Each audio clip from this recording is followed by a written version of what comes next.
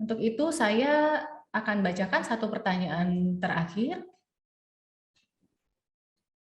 Ya, ini penanyanya Dr. Gigi Ratih dari Puskesmas Pasar Bo. Ditujukan kepada Pak Imam dan boleh ditanggapi juga oleh narasumber yang lain. Pertanyaannya, mengingat masih banyaknya permasalahan dalam program vaksinasi, apa tanggapan Bapak terhadap aplikasi Peduli Lindungi? Apakah efektif digunakan di era sekarang di mana kondisi program vaksinasi masih belum berjalan dengan maksimal?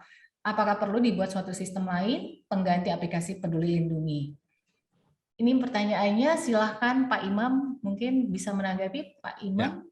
Sebetulnya aplikasi Peduli Lindungi itu tidak hanya sekedar untuk mendeteksi kalau saya lihat. Secara sosial itu aplikasi ini jadi mendorong orang yang tadinya malas atau bahkan yang tidak mau vaksin, jadi vaksin. Karena ada pembatasan-pembatasan yang secara sosial itu terjadi. Misalnya orang kepengen masuk ke restoran. Ya, kemarin ini lucu banget, saya kebetulan makan di sebuah restoran, terus ada teman yang mau ikut, tetapi dia nggak punya aplikasi itu. Nah, belum diinstal, walaupun katanya dia sudah, gitu kan. Itu saja dia terpaksa ya harus dia menyesuaikan dengan situasi seperti itu. Nah, bayangkan kalau Anda itu sebagai profesional ya sering melakukan meeting, belum divaksin, tentu akan merugikan secara aktivitas sosial. Makanya aplikasi Peduli Lindungi itu sebetulnya mendorong orang untuk melakukan vaksin. Itu salah satu ininya ya, keuntungannya. Dan kemudian saya melihat bahwa Peduli Lindungi itu juga punya dampak terhadap kita juga sebagai orang yang sudah punya disiplin, ya tanggung jawab segala macam. Itu aku juga pengen tahu loh, Mbak ketemu sama Mbak Rabeka walaupun dia dokter, dia betul nggak dia udah divaksin gitu kan? Nah, jadi saya juga mendapatkan ketenangan batin kalau besok nih kebetulan saya mau ada pertemuan. Kebayang nggak kalau seandainya yang orang saya akan temui statusnya nggak jelas? Nah, itu juga menimbulkan ketenangan. Jadi jangan bicara tentang human right hak asasi dari sudut dirinya, tapi juga adalah community rights yang juga harus diperhatikan. Ada human responsibility yang juga harus dikemukakan. Ini di Indonesia ini selalu orang bicara tentang human rights ya. Tetapi human responsibility-nya padahal itu ada juga Declaration of Human Responsibility loh.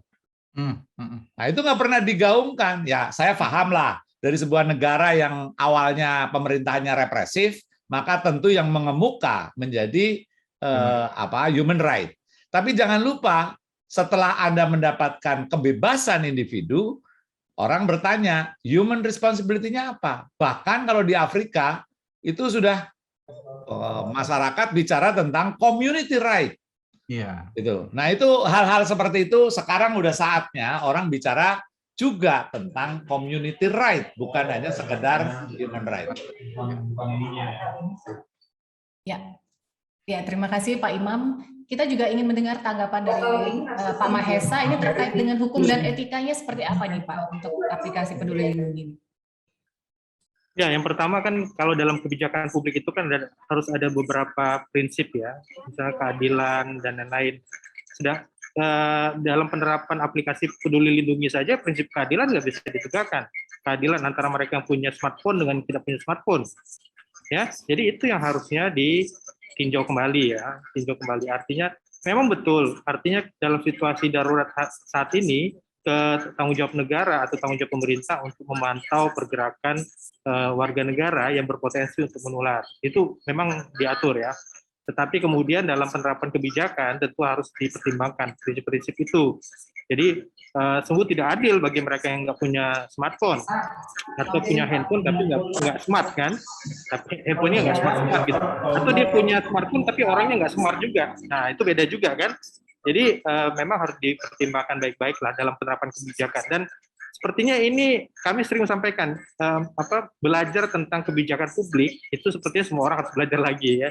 Jadi jangan sampai kita hanya dalam konteks tekstual saja, tapi hal-hal yang sifatnya filosofis, sosiologis justru kita tidak tekankan di situ. Jadi sama seperti kami sampaikan Pak Imam, kami walaupun belajar hukum, tetapi sejak pandemi ini ternyata peran terpenting itu adalah komunikasi.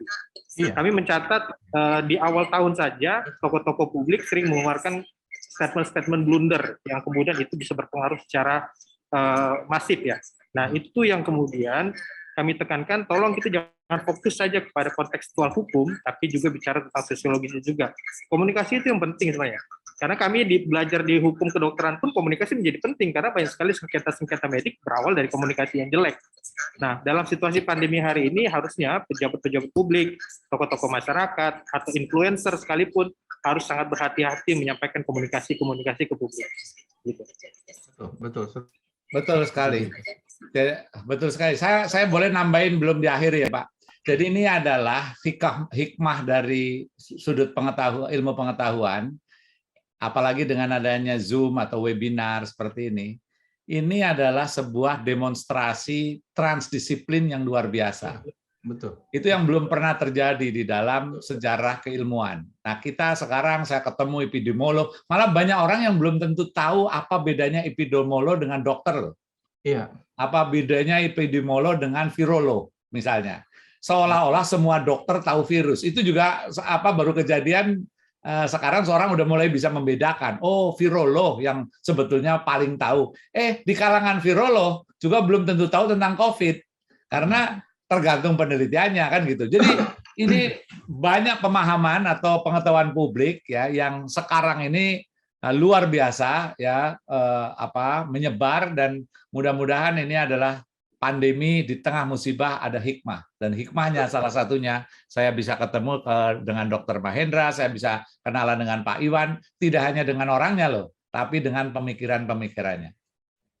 Ya, terima kasih Pak Imam. Jadi memang kita harus selalu ambil positifnya ya Pak, ada hikmah di balik semua hal yang terjadi gitu.